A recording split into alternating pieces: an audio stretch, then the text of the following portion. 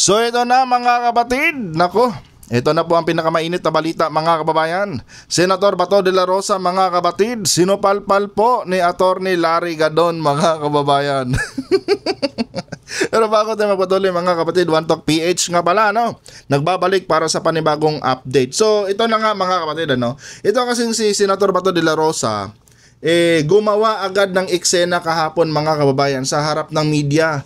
Matapos pong hindi magpakita mga kapatid noong araw na dinampot si former President Duterte ng Interpol at dinala doon sa ICC. Ngayon mga kababayan, no, after noong araw na yan mga kapatid ay bigla na lang lumutang itong si Bato at nagpapalusot na mga kababayan kung bakit daw hindi siya makontak, no, noong araw na dinampot si Tatay Digong. Sabi kasi ni Bato mga kapatid ay busy daw siya sa pangangampanya nung nasabing araw na yon, ano? Nung araw na pumunta ang Interpol dito mga kababayan at dinampot si former President Duterte, sabi ni Bato ay busy daw siya mga kababayan sa pangangampanya doon sa kanilang probinsya, sa isang bundok daw mga kapatid. Para wala daw istorbo mga kababayan sa kanyang ginagawang pangangampanya, pinatay niya daw muna mga kapatid yung kanyang cellphone. Ayaw ba naniniwala kayo doon mga kababayan? Kasi hindi ako nakumbinsi sa palusot ni Bato no? Hindi ako nakumbinsi mga kapatid sa ganong palusot ni Bato de la Rosa dahil sa analyzation ko mga kababayan, naduwag po si Bato mga kababayan kung kaya't hindi siya nagpakita noong araw na damputin itong si Tatay Digong. Kasi mga kapatid, baka isama na siya diretso papunta sa ICC. Ano, yan talaga ang hula ko doon mga kababayan. Kaya hindi nagpakita si Bato de la Rosa noong araw na yon dahil natatakot siya mga kapatid na baka isabay na siya ng Interpol, ano. Baka biglang ibaba yung kanyang warrant at isabay na siya doon kay former President Duterte papuntang Interpol. Kaya hindi talaga makontak si Bato noong araw na yan mga kapatid. At ito pa mga kababayan, ano, ang mas malala pa, no, after biglang magpakita itong si Bato mga kapatid, gumawa agad siya ng malaking kadramahan sa harap ng media mga kababayan na nag-interview sa kanya kahapon.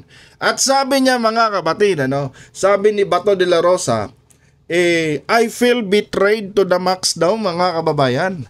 Dahil nag-usap na daw sila noon mga kapatid ni President BBM at nangako di umano sa kanya mga kababayan ang presidente, no, itong si President Marcos, na kahit kailan ay hindi daw bibigyan ni President BBM ng jurisdiction ang ICC dito sa loob ng Pilipinas dahil baka kung sakaling bigyan niya ng jurisdiction mga kapatid ang ICC at dinampot itong sila Bato ay baka naman daw sila BBM ang isusunod ng ICC na dadamputin. Kaya sabi daw ni President BBM sa kanya, hindi ko bibigyan ng jurisdiction ng ICC. So, yung sinabi na iyon mga kababayan ni President Marcos, yun yung pinanghahawakan ni Bato. Kaya noong nalaman niya mga kapatid na dinampot ng Interpol itong si former President Duterte at dinala doon sa ICC, ay sabi niya, I feel betrayed to the max.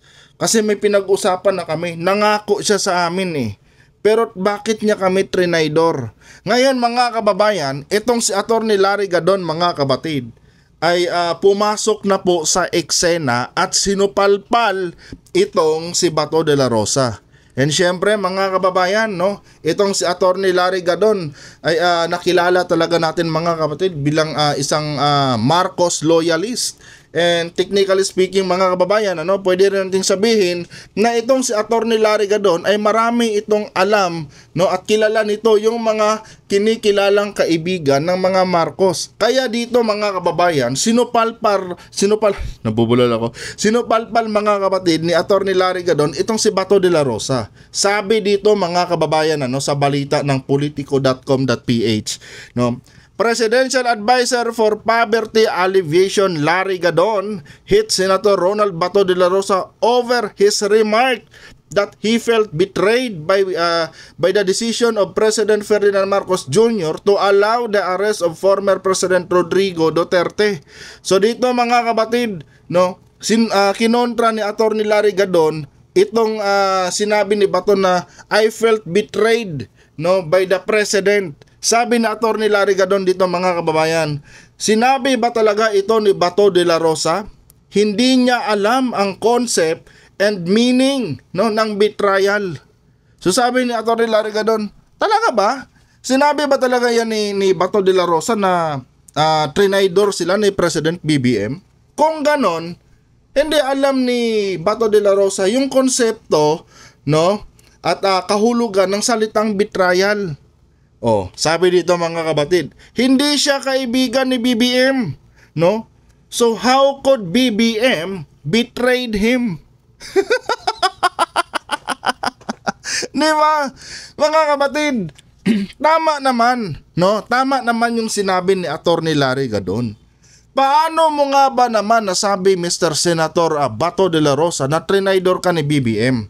Hindi nga pala kayo magkaibigan, no? Hindi pala kayo magkaibigan no? Baka nami-misinterpret ni Senator Bato, mga kababayan, no, yung mga ginagawang pagkamay-kamay sa kanila ni President BBM. Akala niya siguro, mga kabatid, na porkit nagkamay-kamay na sila ni BBM at nakakapunta siya noon sa Malacanang, no, at nag-uusap sila ni BBM, ay magkaibigan na kaagad sila, no? Baka ganon yung pagkakaintindi ni Bato, mga kababayan. Pero hindi mo matatawag na pagkakaibigan yung mga ganong mga senaryo, no? Kaya ka kinakamayan ng presidente, kaya ka pinapapunta sa Malacanang, kaya ka nagiging parte ng imbitasyon ng Malacanang na maghapunan doon, no? Dahil isa po yung pagrespeto ni BBM sa inyong mga mambabatas diyan sa Senado, no, sa ilalim ng kanyang administrasyon. But it doesn't mean, no, na porkit nandun ka sa mga ganong okasyon magkaibigan na kaagad kayo,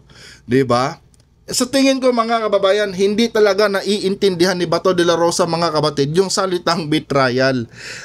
Kasi yung pag sinabi mong trinidor ka, no? Pag sinabi mong trinidor ka ni President BBM, meron kayong kaugnayan, meron kayong connection, 'di ba? Pero according to Attorney Larry Gadon, hindi naman kayo magkaibigan.